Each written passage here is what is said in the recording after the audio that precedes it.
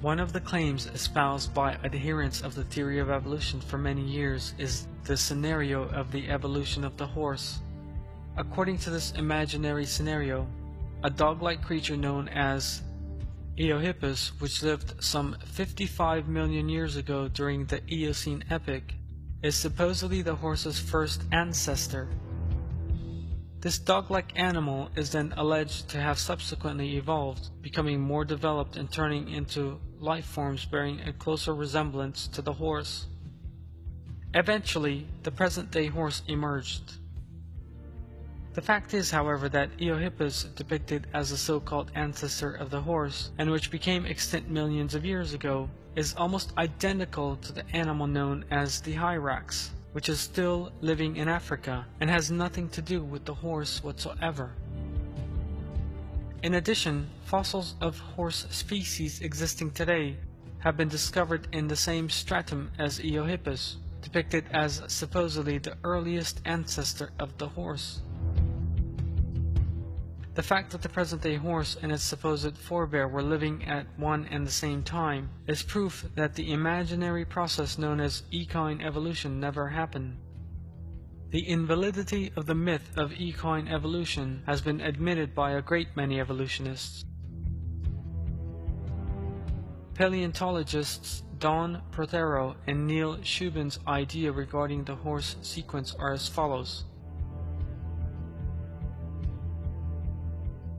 Throughout the history of horses, the species are well marked and static over millions of years. At high resolution, the gradualistic picture of horse evolution becomes a complex bush of overlapping, closely related species. It has been calculated that the true dimensions of the living things portrayed as the forerunners of the horse, and arranged chronologically in order of size, from small to large, in the sequence in question have been distorted. In his book, The Great Evolution Mystery, the evolutionist author Gordon Rattray Taylor describes this deception with these words. But the fact is that the line from Eohippus to Ecus, present-day horse, is very erratic.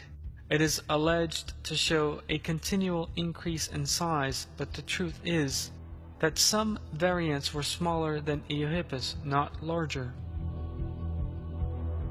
In November 1980, a 4-day conference attended by 150 evolutionists and considering the problems facing the theory of evolution was held at the Chicago Museum of Natural History.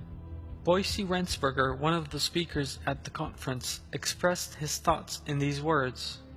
The popularly told example of horse evolution, suggesting a gradual sequence of changes from four-toed fox-sized creatures living nearly 50 million years ago to today, much larger one-toed horse, has long been known to be wrong. American paleontologist Niles Eldredge has this to say on the subject. I admit that an awful lot of that has gotten into the textbooks as though it were true. For instance, the most famous example still on exhibit downstairs is the exhibit on the horse evolution, prepared perhaps 50 years ago.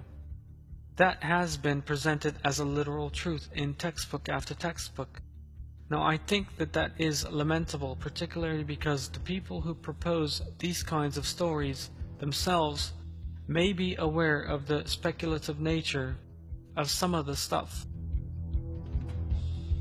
All of these facts have revealed that the schematic illustrations of the supposed evolution of the horse, depicted as one of the soundest pieces of evidence in favor of evolution, actually consist of distortions devoid of any reality.